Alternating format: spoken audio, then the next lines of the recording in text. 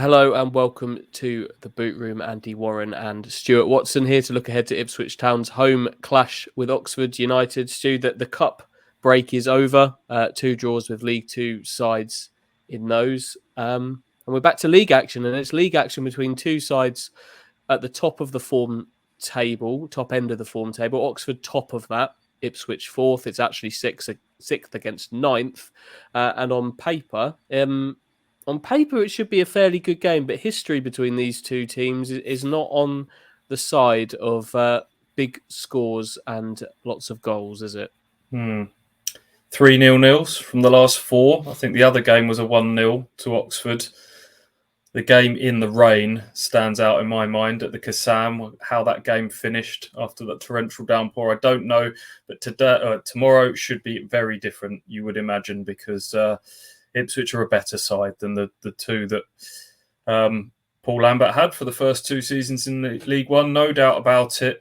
After a sticky start, they're just starting to come together. That Wycombe game was the last league outing, of course. We've had that little break for cup games. I don't put too much stock in that. We're back to the real stuff now. Ipswich have had going along quite nicely with two points per game after the last 10. And Oxford have won 5 of their last 6 in the league, a team who have finished in the top 6 for the last 2 seasons. And they'll be looking to do so again. 2 teams that want to get the ball down and play and get on the front foot should make for a really good spectacle. I'd argue that at least a couple of those goal-shy games were fairly decent to watch, actually. But no, in terms of the interplay and the possession football.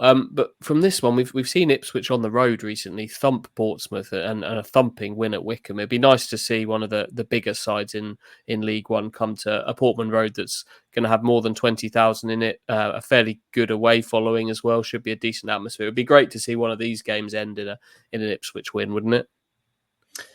Yeah, those games against Portsmouth and Wycombe were statement wins, but to do it at home would be massive. How many times have we seen bigger crowds come to Portman Road and things go a little flat? Obviously, we've had the 6-0 thumping of Doncaster under the lights, but I think there's only 2 other wins at Portman Road beyond that, which was leaving it late against Fleetwood and grinding it out against Shrewsbury. So, yeah, big few games coming up. Oxford, then we got the cup replay to Oldham, and then it's a trip to Sunderland, who are faltering a little bit, but obviously are up there. And then Rotherham to come to Portman Road as well. So I think Saturday and the coming games is a real benchmark for just how far this Paul Cook team has progressed over the last few months.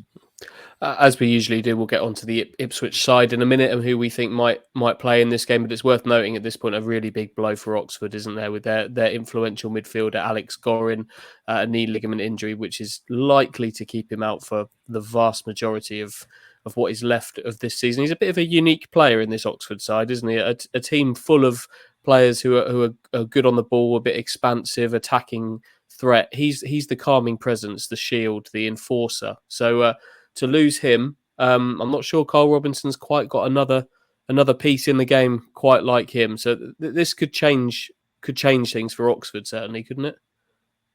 Yeah, big blow for him and for Oxford and a plus for Ipswich, no doubt about it. Might enable Sammy Morsey to kind of be the one that really stamps his authority in the midfield in this game. But Oxford has still got plenty of threats all over the pitch. Matty Taylor, we know, score goals up front.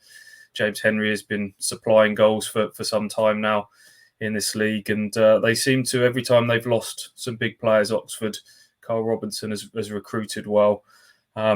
So this should be a good game, this one. We keep saying it. We're looking forward to every time Ipswich step on the pitch at the moment. But this one in particular, I am.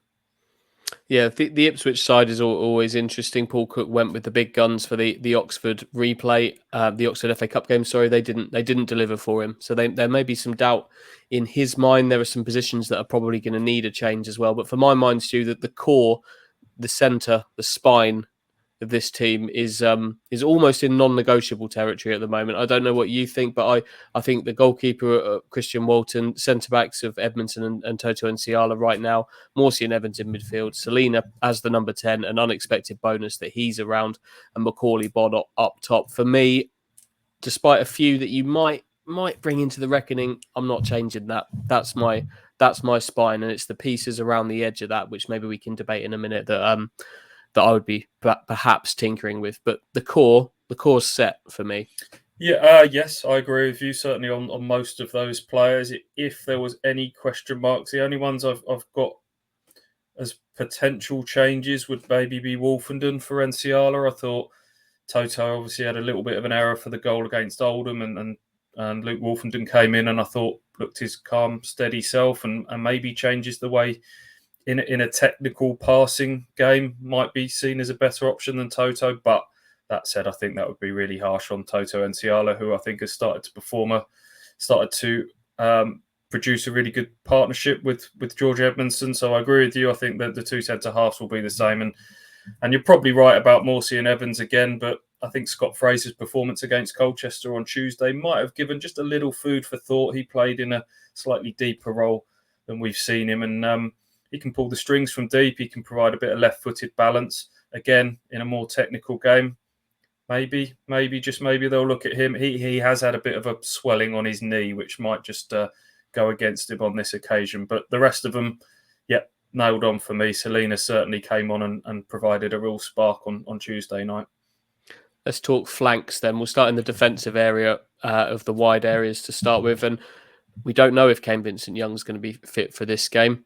Thankfully, the shoulder injury that took him out of the Colchester game at half time of that isn't serious. It's not going to keep him out for a prolonged period. We don't quite know if it's going to keep him out of this one.